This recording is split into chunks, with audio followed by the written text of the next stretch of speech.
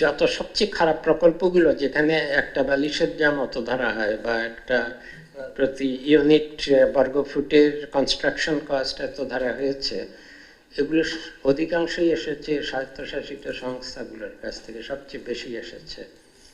আরেকটা কারণ হলো আমরা ধীরে চলার নীতি নিয়েছি কিছু কিছু ক্ষেত্রে। তার কারণ হলো আমরা মনে করেছি যে এগুলো নতুন নির্বাচিত সরকার আসলে এগুলো সমাধান করা উচিত হবে। যেমন পায়রা বন্দরকে কোনোভাবে শেষ পর্যন্ত আমরা বলেছি যে এটা চলতে পারে, কারণ এখানে দুইটা বিদ্যুৎ কেন্দ্র, দুই ইউনিট বিদ্যুৎ কেন্দ্র ইতিমধ্যেই চালু হয়েছে, আরও 2 ইউনিট বিদ্যুৎ কেন্দ্র চালু হবে। পাশে একটা স্পেশাল ইকোনমিক জোন আছে, হচ্ছে একটু দূরে, এটাকে আরও কাছে আনলে, পরিকল্পিতভাবে হলে আরও কাছে আসতে পারত। এবং পায়রা বন্দর যদিও ড্রেজিংয়ের প্রয়োজন হবে, তবে এটা কতদূর ড্রেজিং করা অর্থনৈতিকভাবে যুক্তিযুক্ত হবে তার উপর নির্ভর করবে। পায়রা বন্দর আসলে নদী বন্দর থেকে সমুদ্র বন্দরের মাঝামাঝি ঠিক কী পর্যায়ে থাকবে।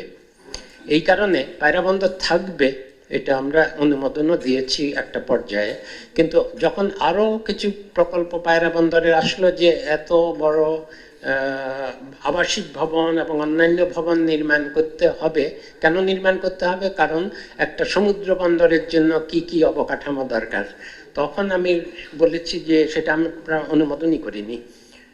আমরা বলেছি যে এই বন্দর আসলে কতদূর, এটা তো মাত্র ঘাঁটি হচ্ছে, এখনো তো কেউ কোনো জাহাজ নোঙ্গর ঘাটেনি। ওই কিছু বার্জ এসে প্রতিদিন 2 বেলা করে ওই বিদ্যুৎ কেন্দ্রগুলোতে যায়, কিন্তু বন্দর শুধু অবকাঠামোই হচ্ছে এখন পর্যন্ত।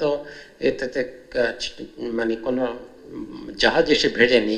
কাজেই এই বন্দরের কতদূর আকার আয়তন হবে সেটা না জেনে আগে থেকে অন্য অবকাঠামো সব তৈরি করার বদলে আমি মতামত দিয়েছি যে এই প্রকল্প আস্তে আস্তে দেখা যাবে আসলে কতদূর এই বন্দরের সক্ষমতা হবে, সেই অনুযায়ী পর্যায়ক্রমে অবকাঠামোগুলো, যেটা সাপোর্টিং ইনফ্রাস্ট্রাকচার, সেটা পর্যায়ক্রমে আস্তে আস্তে করা হোক। একত্রেই বহুতলা সব বিল্ডিং বানানো, কাস্টমস বিল্ডিং, এই বিল্ডিং সেই বিল্ডিং একত্রেই বানানোর দরকার নেই।